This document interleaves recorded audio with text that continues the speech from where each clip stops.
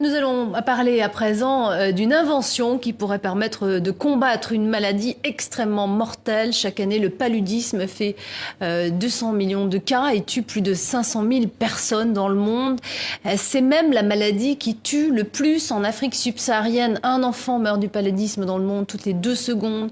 Franck Langevin, merci d'être avec nous. Alors, vous êtes responsable de la campagne 100 000 vies. Exactement. En fait, vous êtes en Europe pour collecter des fonds afin de commercialiser un savon anti-moustique. Est-ce que vous pouvez nous raconter les principes, pas seulement actifs, de cette invention en fait? Alors le principe, c'est d'utiliser un savon comme moyen de prévention contre le paludisme.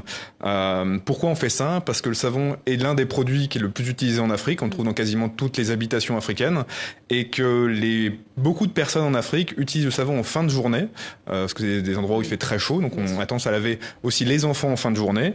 Et il se trouve que les moustiques anopheles qui transmettent le parasite du paludisme piquent à 17h, donc au moment où le soleil se couche, au moment où les gens se lavent. Donc notre objectif, c'est que le savon que les gens utilisent partout en Afrique, de le rendre anti-moustique pour que quand les gens se lavent habituellement le soir, ils soient protégés pendant 8 heures. Alors là, vous avez justement un exemplaire Oui. de cette invention qu'on va montrer devant la caméra. Je ne sais pas si on va pouvoir le voir. Le voilà, le pain de savon, qui a été en fait inventé par 2 chercheurs, un burkinabé, un burundais. Tout à fait.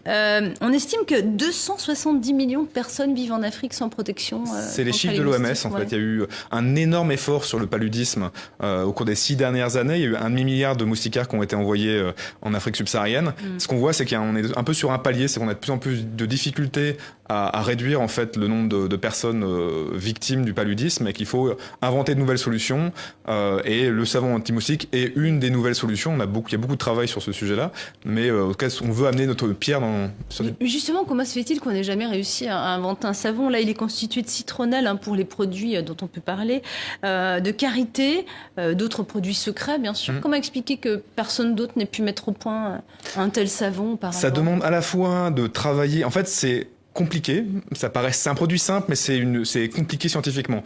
Parce qu'il faut à la fois être efficace et sain pour la peau, parce qu'on parle d'enfants et de femmes enceintes qui sont les premières victimes du paludisme, et c'est une équation qui est assez difficile à écrire, pardon. Et on va travailler à la fois sur des substances naturelles, c'est notre pari, et des microcapsules qui sont de la nouvelle technologie cosmétique. En fait, l'autre avantage, c'est aussi que ça permet justement de lutter contre le fait de la prolifération des moustiques dans les eaux stagnantes, mais aussi le fait que les moustiques sont de plus en plus résistants aux anti-moustiques, aux produits justement contre les moustiques. Un des axes de travail qui n'est pas le premier sur lequel on travaille actuellement, c'est l'aspect larvicide. On sait que l'eau en général est jetée dans la rue et c'est là en fait où pullulent où naissent les larves et où naissent ensuite les moustiques. Donc notre objectif, c'est que l'eau savonnée devienne aussi larvicide pour permettre de réduire en fait le nombre d'insectes dans la zone.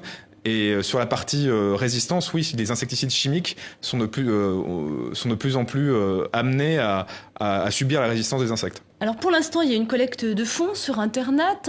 Vous-même, vous faites aussi la tournée des investisseurs. Vous avez permis de collecter, là, pour l'instant, un peu plus de 45 000 euros sur Internet. Tout à fait. Quelle somme il faut atteindre pour arriver à la commercialisation de ce produit qui sera à bas prix ensuite, 300 francs CFA, le pain de savon? L'objectif pour nous, c'est d'arriver à 100 000 euros. 100 000 euros, ça nous permet à la fois de travailler sur les tests d'efficacité et d'innocuité, pour s'assurer qu'ils ne soient pas toxiques. Ça nous permet de pouvoir travailler sur les tests d'impact sur le paludisme, voir quel impact a le savon sur le paludisme et travailler sur la mise en production industrielle. Très brièvement, vous pensez pouvoir le commercialiser dans combien de temps si tout se passe bien? L'objectif pour nous, c'est d'arriver à être en phase pilote début 2017, donc premier semestre 2017, donc pouvoir après commencer à le commercialiser. Dernière question, très rapidement, comment expliquer que le paludisme ne soit toujours pas vaincu? Il y a d'autres maladies auxquelles on est venu à bout. C'est parce que ça n'intéresse pas vraiment les laboratoires en fait? J'aurais du mal à répondre à cette question-là. Il y a pas mal d'efforts quand même qui sont faits sur beaucoup d'aspects du paludisme, à la fois sur l'aspect vaccin, il y a sur l'aspect nouveaux moyens de prévention, il y a beaucoup de choses qui se passent. Après, sur les vaccins, qui est quand même l'antidote idéal, on est sur des cycles très longs, souvent de 10 à 15 ans en fait, pour mettre un nouveau médicament, pour s'assurer qu'il n'y a pas d'effet secondaire. Donc c'est aussi ça qui explique ça. Après, est-ce qu'il faudrait mettre plus de moyens sur le paludisme? Je pense oui qu'il faudrait mettre beaucoup plus de moyens sur le paludisme. Merci beaucoup Franck Langevin d'être venu sur le plateau de TV5 Monde. Et on rappelle l'intitulé de la campagne 100 000 vies pour ceux qui voudraient donner de l'argent sur Internet. C'est encore possible de le faire. Merci à vous.